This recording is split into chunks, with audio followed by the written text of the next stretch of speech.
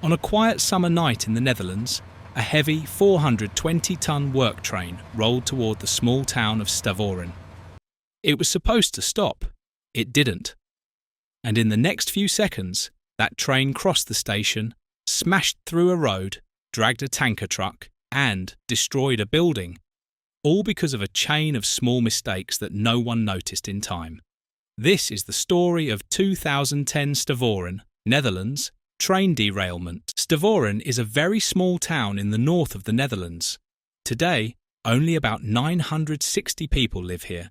It sits on the edge of the IJsselmeer, a large lake that was created when the Dutch closed off part of the North Sea. It lies about 64 miles or 40 kilometres north-northeast of Amsterdam, and about 25.5 miles or 41 kilometres east of the coastal city of Den Helder. Stavoren is the last stop on the railway line that runs from the city of Leeuwarden. This line is about 31 miles or 50.2 kilometres long. It is a single-track route and it has no electric power. Trains here run on diesel. It linked several northern towns and gave people in the north a faster way to reach Amsterdam. In fact, the line opened 1 year before a ferry service began crossing the IJsselmeer, which made the connection even more useful. After several changes in ownership, the line is now operated by Arriva, a British company owned by the German national railway Deutsche Bahn.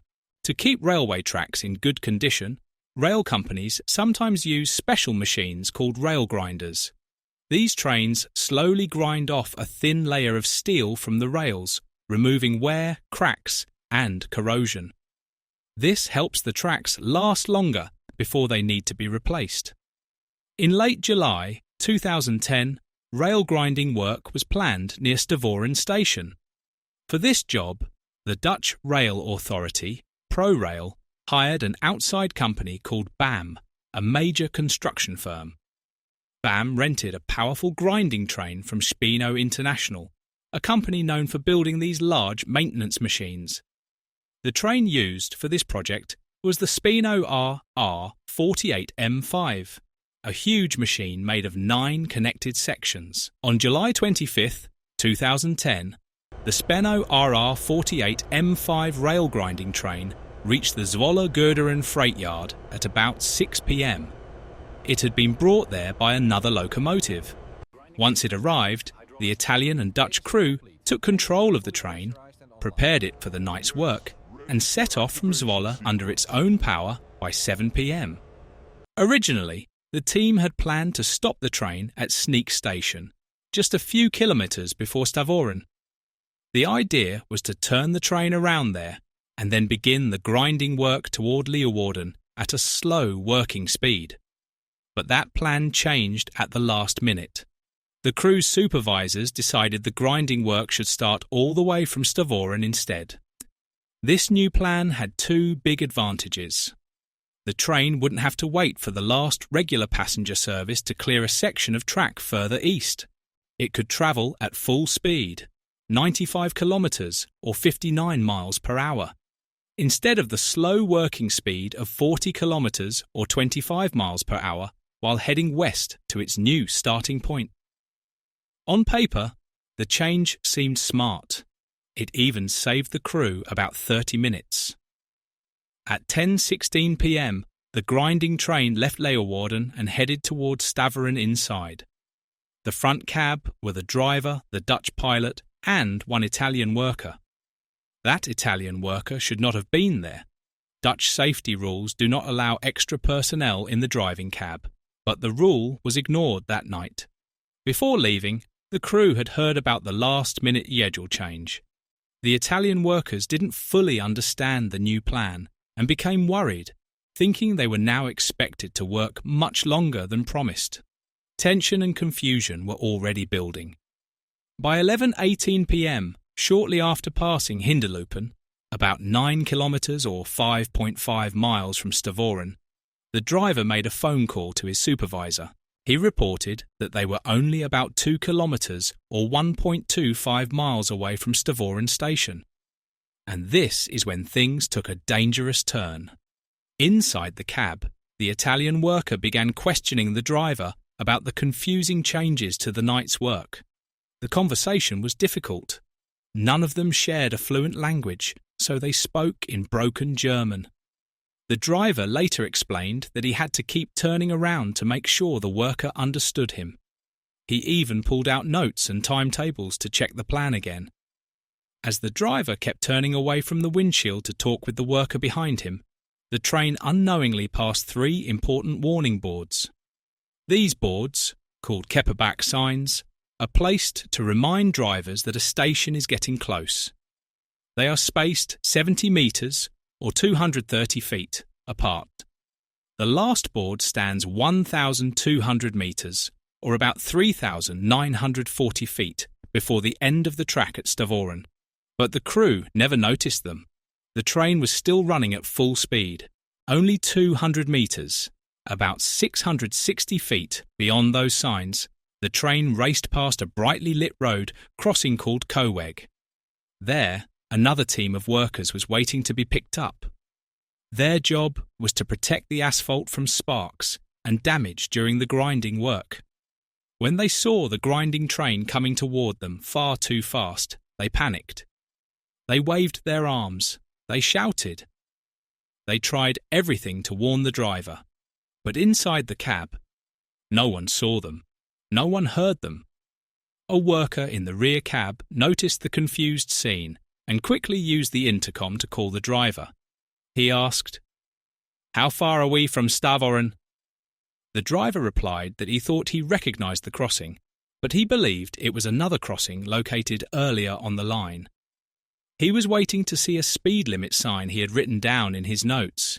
He expected it to appear at any moment. Instead, as he scanned the darkness for a kilometre marker, something else appeared in front of him.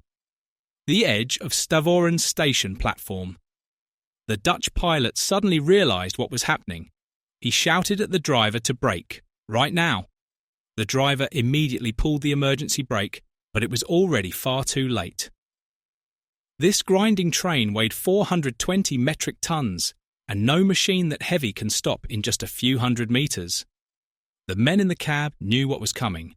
They quickly moved to the very back of the driving compartment and pressed their backs against the rear wall, bracing for impact. At about 11:30 p.m, the disaster struck. The train slammed through the buffer stop at the end of Stavoren station at nearly 80 kilometres per hour or 50 miles per hour. It didn't stop there. It shot across the road at the end of the platform and smashed directly into an empty marine diesel tanker trailer that had been parked nearby. The force was so great that the train dragged the entire tanker with it as it continued forward. Then, the runaway train ploughed straight into a water sports shop on the other side of the road. The front sections tore through walls, beams and storage racks, destroying half the building in seconds. When the grinding train finally came to rest, it was 80 metres, or 262 feet, past the end of the tracks. The rear sections were still on the rails, but the front was buried under rubble, with twisted metal wrapped around the crushed driver's cab. Miraculously, only 2 crew members suffered minor injuries. After the crash, the 3 men managed to leave the train on their own. Soon, emergency responders arrived, called by local residents who had heard the loud, confusing noise of metal tearing through a building. Fortunately, no one had been seriously injured. The area was quickly secured and closed to the public, and investigators were called in to figure out exactly what had happened. The first photos of the wreck quickly appeared online, showing a house and a building sliced in half by the train. Investigators began examining the train itself, but they could find no mechanical defects. Everything appeared to be working as designed. Attention then turned to the human side of the operation, and what they discovered made the situation look increasingly serious. Only the train crew and their immediate supervisors had been told about the changed schedule. No permission had been requested. No confirmation had been given from higher authorities. Investigators soon discovered another serious problem. The pilot was not as familiar with the line as everyone had assumed. He had been given track diagrams by ProRail, showing signals, signs, and distances along the route. But these diagrams did not include curves or all current conditions. The diagrams also indicated speed warning signs near Stavoren station. The pilot decided to use these signs as his braking point, hoping to stop the train accurately at the platform. The problem? The diagrams were outdated. The signs he relied on had been removed years earlier. Even when the pilot took a test ride on a regular train, he did not notice the missing signs. Investigators also found serious issues with the Italian driver. He had not been specifically trained on the signs and signals along this line. On top of that, there was a language barrier. The crew spoke in broken German, making communication slow and confusing. Earlier, when the pilot called his supervisors to report they were about 2 kilometers, or 1.25 miles from Stavoren, the Italian driver could have understood the distance, or even realized how far they had traveled since leaving the previous station. Instead, he was simply told to rely on the Dutch pilot. Why the pilot did not connect the train's speed, distance remaining, and the need to start braking remains unclear. The line from Leeuwarden to Stavoren is not complex. It has just a few sidings at stations, 3 left-hand curves, and 3 right-hand curves. There are no tunnels, bridges, or steep elevations, only a handful of level crossings that are easy to see, even at night. A driver could get a fairly good idea of their location just by counting the turns and sidings, even without knowing the towns. The pilot generally kept track of the train's location, as shown by his phone call, but when he became distracted in the final moments, he lost track. The unfamiliar Italian driver was left without guidance, and the consequences were catastrophic. In this sense, the driver cannot be fully blamed for the destruction that followed. Investigators also pointed out another important issue. Stavoren station had no lighted signals to warn approaching trains. Instead, drivers relied entirely on retroreflective signs, similar to road signs, that only become visible when the train's headlights shine on them. A key set of these were the Kepperbach signs. These are 3 vertical whiteboards marked with black lines or chevrons. The first has 3 lines, the second has 2, and the last has 1, with an additional Z on top. Passing these signs signals the driver to slow down to 40 km per hour or 25 miles per hour, depending on the line, so the train can safely stop at the next signal or buffer.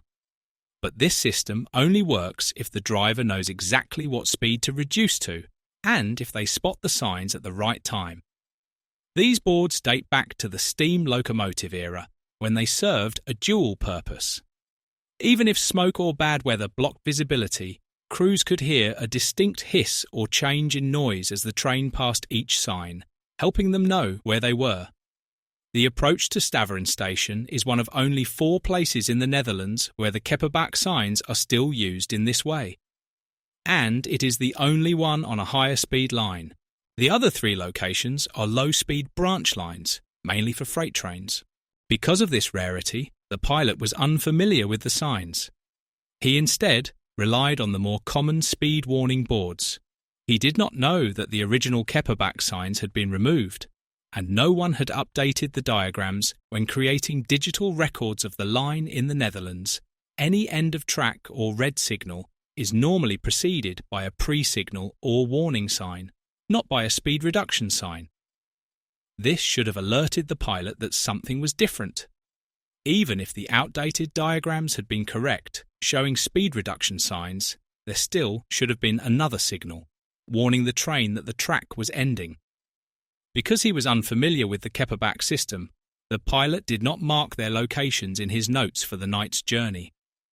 This small oversight became another critical link in the chain of events leading to the crash. The pilot knew approximately where he was when he called his supervisors, but if he had noted the signs, he would have realized it was time to slow down, no matter the distraction in the cab. Investigators then uncovered another critical detail.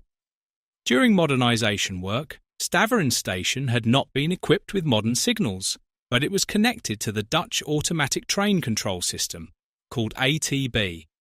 The section of track from Leeuwarden to the junction with the Harlingen and Stavoren lines, less than a kilometre, was secured by the basic ATB-EG system.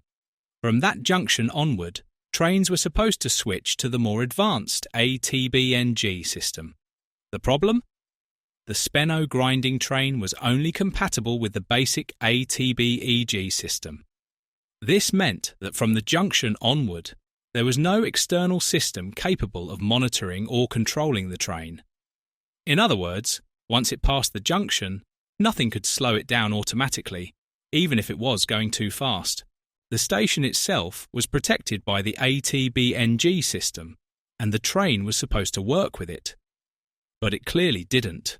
Someone responsible for selecting and renting the train had either missed this compatibility issue or misunderstood the difference between the systems, and allowed the train to operate anyway. After this discovery, the construction company BAM was temporarily banned from using Spenno trains on Dutch tracks until safety could be ensured. However, this caused the grinding work to stop completely, which was not acceptable. By August 2010, the ban was lifted, with the condition that extra care would be taken to operate the trains safely, even though they were still not fully equipped for the line. The aftermath of the accident was dramatic. Some sources estimated the damage at €20 million, or $22.6 million. The 60-year-old pilot was initially charged with negligent endangerment of rail traffic. Later, the charge was reduced to simple endangerment of rail traffic, which could have carried a prison sentence of up to 1 year. However, by 2014, all charges were dropped. Investigators and prosecutors concluded that his role in the accident was no more significant than all the other flaws uncovered during the investigation. In legal terms, there was no significant criminal guilt. Meanwhile, the pilot's employer, Sporeflex, suffered severely. Just 2 weeks after the accident, the company went bankrupt. The crash had damaged its reputation, and several clients cancelled contracts. We may never know exactly how each moment could have changed the outcome, but one thing is clear: safety is only as strong as the people, rules, and systems that support it. What do you think was the biggest factor in this accident? The human errors, the outdated technology, or the organisational mistakes? Share your thoughts in the comments below.